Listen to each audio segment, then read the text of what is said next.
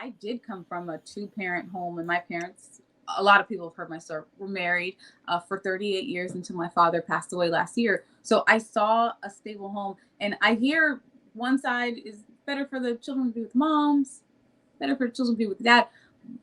I think the best option is to have the balance of both dad and mom. I think that is the healthiest way to do it. I know not every family has that dynamic, which is understandable, but I think there are things that children learn from their fathers, and there's things that children learn from their mothers.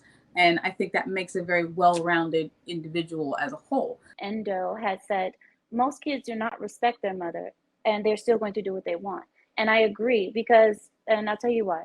I think most people love their mother to death. Everybody has a soft spot for their mother because that's your mother.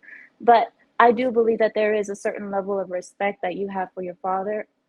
I believe it's a shame factor because a father brings shame. A man brings shame. So like if you do something bad and you go home, your mom is going to love you no matter what. Mama's always going to be there. Mama's always going to be your ride or die, as they say.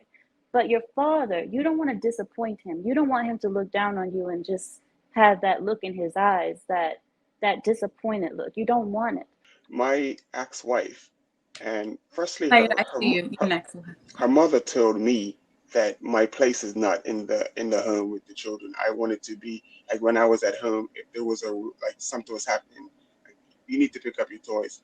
She actually came to me like, "What are you doing? That's not your place. It's not your role." And then her daughter, my ex-wife, repeated that to me once I moved her out of her mom's house into our own house where I was providing everything.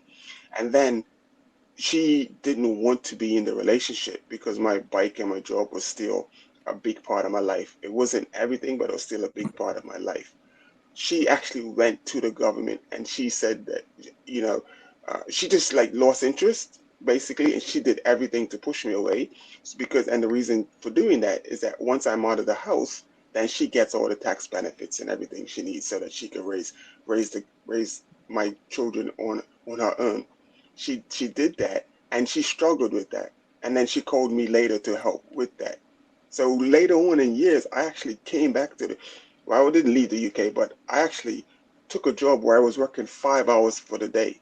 The reason for that was I would leave my place wherever I was staying, go to my kids like 4 or 5 o'clock in the morning, get them out of bed at her house, get them out of bed, feed them, wash them, take them to school, go to my job, and then for 4 or 5 hours, and then go pick them up for school, and then get them ready for dinner because she wanted to get her career back or whatever because she's an accountant or whatever. And this So is she in the wanted to. UK? This is in the UK. So there So is child support, same yeah, as is here yeah. in America. Okay. So this whole story about like who did it. We're not talking about the anomaly. We're talking about the average. The average woman.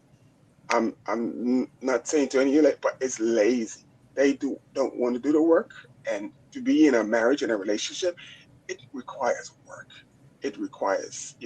So the majority of women, and even that's why I'm still single right now because I'm like, yeah, I want a relationship, but I talk to women, I'm like, you have no clue, and then I have to just like, okay, next. It's just like it's lost. So and yeah, that's basically. So let someone else speak. I know Sayeda wants to say something, but I do have a question for you when she's done, because you said the majority of the women. I kind of want to know what they're like. But Sayeda, go. I know you've been trying to get in there.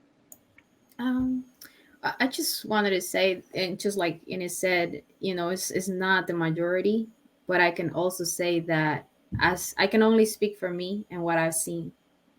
The father that raised me is the same father that raised other children, but he only kept two, the custody of two, which is me and my sister. The other ones, he didn't fight for custody. He let them go with their moms.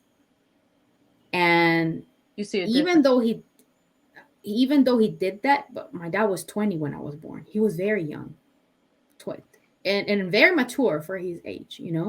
But my mom wanted to be with us.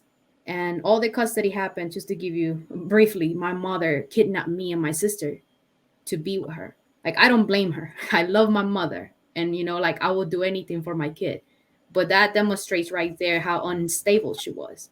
Just like Amira said, I agree to a certain point to everything what a little, a little bit of what everybody said, but also the situation says a lot because again, the father that raised me is the same father that raised the other children, but he didn't keep custody of them, but he still was present in their lives. And that's a big difference because majority of men nowadays don't even try. They don't even fight for custody. They are afraid to go to court. They are afraid to they don't even like are present in the kid's life. That's the majority of men. Now, Sayeda, would you say you noticed the difference between the you and your sister, the daughters that your father kept, versus the children that went with their mothers? Do you see a difference in the way you were raised and how you became an adult? You know, how you developed versus them. Yeah, yeah, that's why I told you like I believe that a man raised you to survive because that's what he did with me. He made me more independent. The other ones are very dependable. um they still depend on him in a way. I live with him by choice, but I don't depend on him in anything. Like I don't ask him for anything. I don't He doesn't pay anything, any of my bills, anything for my daughter.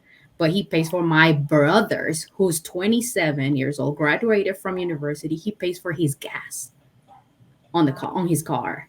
You know what I'm saying? So it's a big difference. Now, again, there's a lot of things because what I was saying is like, yes, a lot of women keep their child away from their father as well. That plays a role, and that's the majority of women. They don't want the men to be involved in their life. Why? Because they want the benefits, which is the majority. So I think it's, I agree with a little bit of everything, but it's every single case is different. But what will make the difference is the stability on both parents. Because I remember, Kelly, you mentioned earlier that the father of your son, early in life, he said that he wouldn't be responsible, or he was not ready to be part of the life of your son, right? Or something like that. In the beginning, he didn't want me to have my son, and I was gonna kind of, I appreciate everyone's perspectives. I know there are different perspectives and not everybody agrees, which is great because I kind of want to know like different views, and that's the whole point of the panel. So I find this all very interesting, so I'm taking notes. But to bring balance, I did come from a two-parent home, and my parents, a lot of people have heard my story, were married for 38 years until my father passed away last year. So I saw a stable home, and I hear one side is better for the children to be with moms, better for the children to be with dad. I think the best option is to have the balance of both dad and mom. I think that is the healthiest way to do it. I know not every family has that dynamic, which is understandable, but I think there are things that children learn from their fathers, and there's things that children learn from their mothers. And I think that makes a very well-rounded individual as a whole. I know that there are people that can stand in the gap for what you don't learn if your mom's not present or if your father's not present.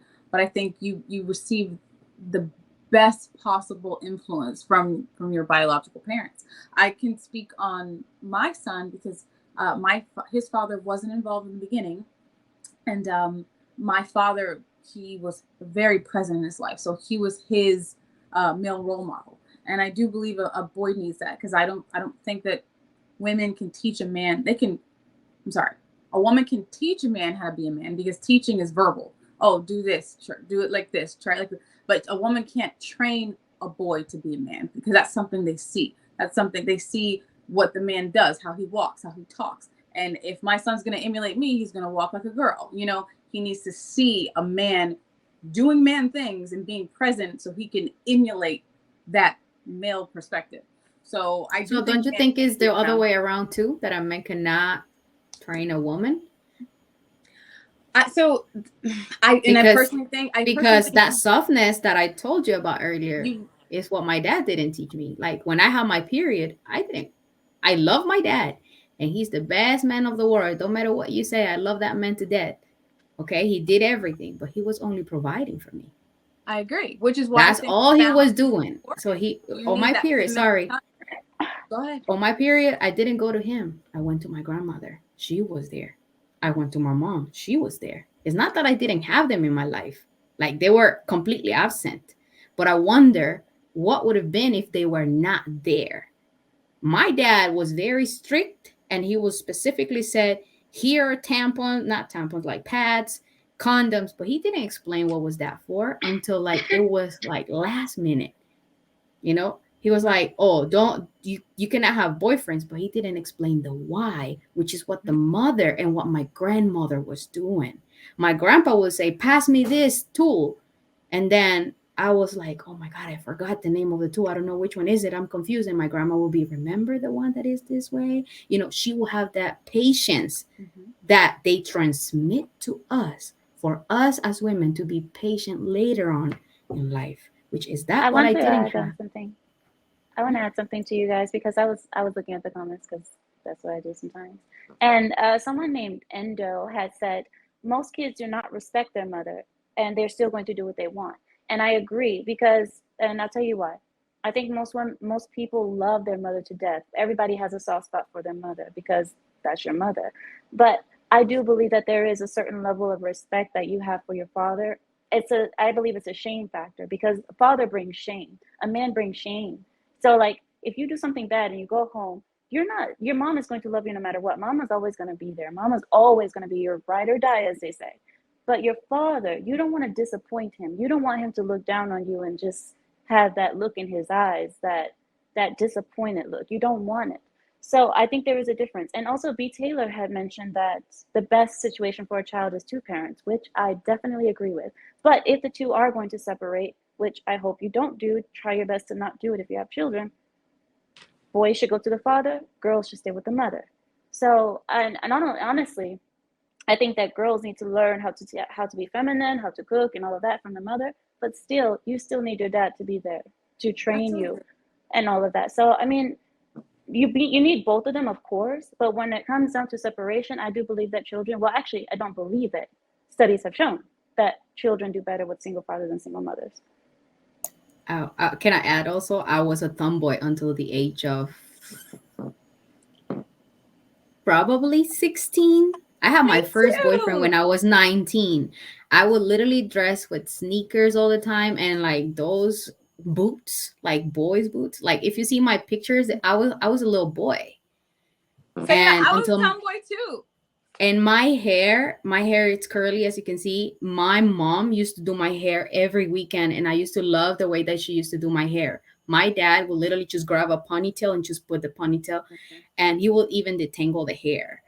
Like he wouldn't take care of my hair, he wouldn't do those things. And when I started like seeing other girls doing it, that's when I was like, huh. Even my mom noticed the first time I was wearing eyeliner. It's like, what are you doing? Why are you wearing makeup? And I'm like, no, I'm not. He's like, come on, you're not gonna BS me. And then my dad, I asked him if he noticed any difference. He's like, no. So like that, come on, we have to give what is for each person, because I agree we need both parents. And I also agree the person that is more mentally stable, like I said before, my mother, what she's still today, I love her. She's very immature, and sometimes very aggressive with her words, because sometimes she wants to try for my brothers to listen to her, and I'm like, they're men, they're not gonna listen to you if you're screaming like that.